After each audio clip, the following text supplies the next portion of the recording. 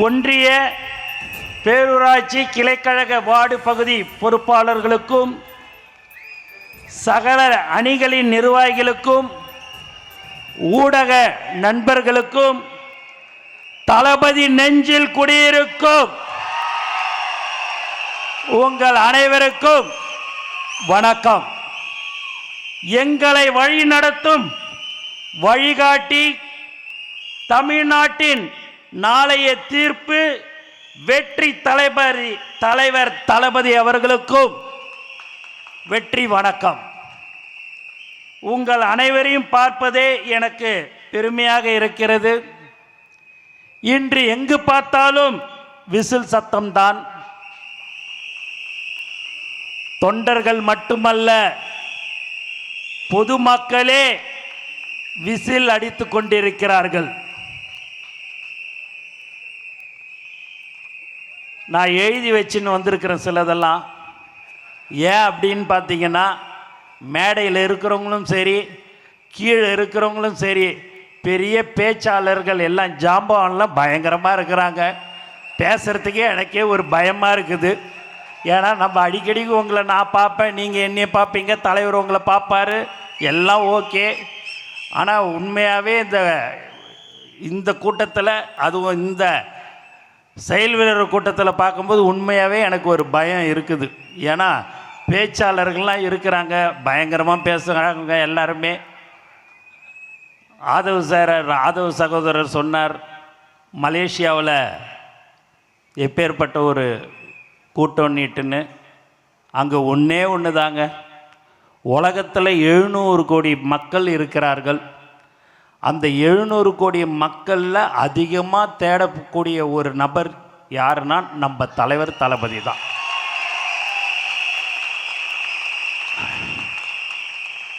அந்த 14 மணி நேரம் மலேசியாவில் மக்கள் அந்த நிகழ்ச்சிக்கு கலந்து கொண்டார்கள். அந்த 14 மணி நேரத்தில் எப்பெல்லாம் தலைவருடைய முகத்தை ஸ்க்ரீனில் காட்டுறாங்களோ அந்த சத்தம் உலகத்தில் வேற யாருக்குமே இல்லை என்பதை இந்த நேரத்தில் நான் சந்தோஷத்துடன் தெரிவித்துக் கொள்கிறேன்.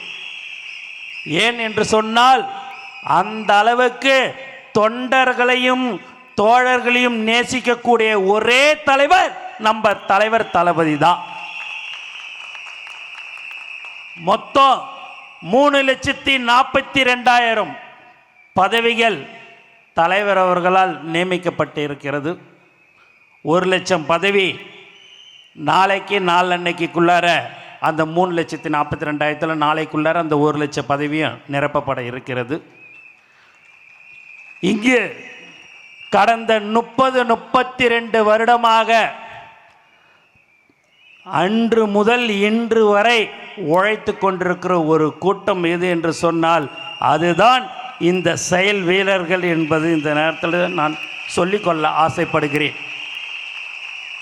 தலைவர் 32 வருடத்துக்கு முன்னாடி தலைவர் உச்சத்துக்கு வருவார். தலைவர் 2026 முதல்வராக வருவார் என்று எந்த ஒரு எதிர்பார்ப்பும் இல்லாமல் உழைத்து கொண்டிருக்கிற ஒரு உண்மையான செயல் வீரர்கள் தான் நீங்கள் என்பதை இந்த நேரத்தில் நான் மனதார உங்களுக்கு சொல்லிக்கொள்ள ஆசைப்படுகிறேன். இப்பேற்பட்ட ஒரு தலைவர் நமக்கு கிடைக்காதுங்க.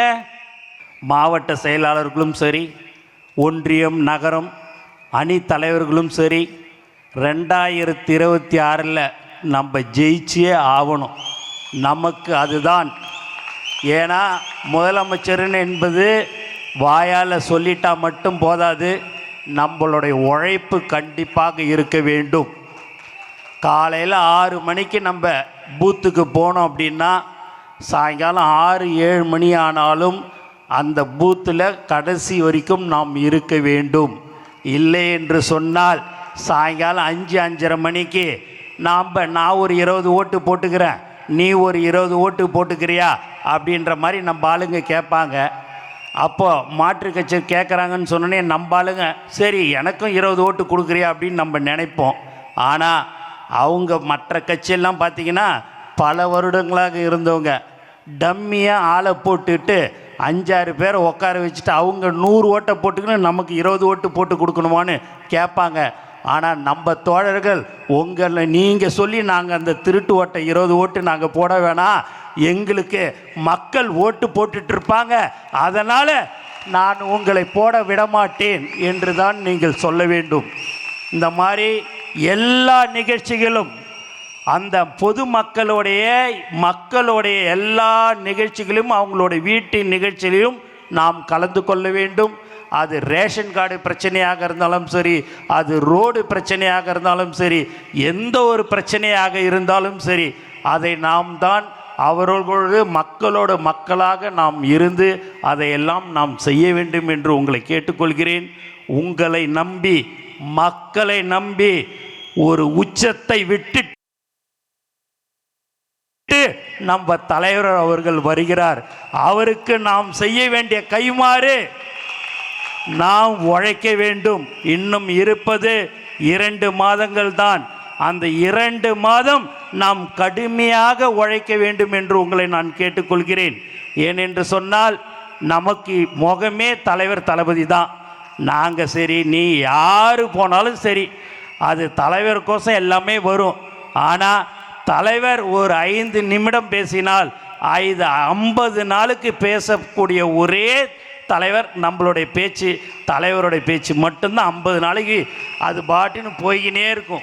ஆதவ் சார் சொன்னது மேலே 5 கோடி மக்கள் பார்க்குறார்கள், எப்போ பேசுவார் என்று காத்து கொண்டிருக்கிறார்கள் என்று சொன்னால் அந்த அளவுக்கு மக்கள் நம்பிக்கை வைத்திருக்கிறார்கள்.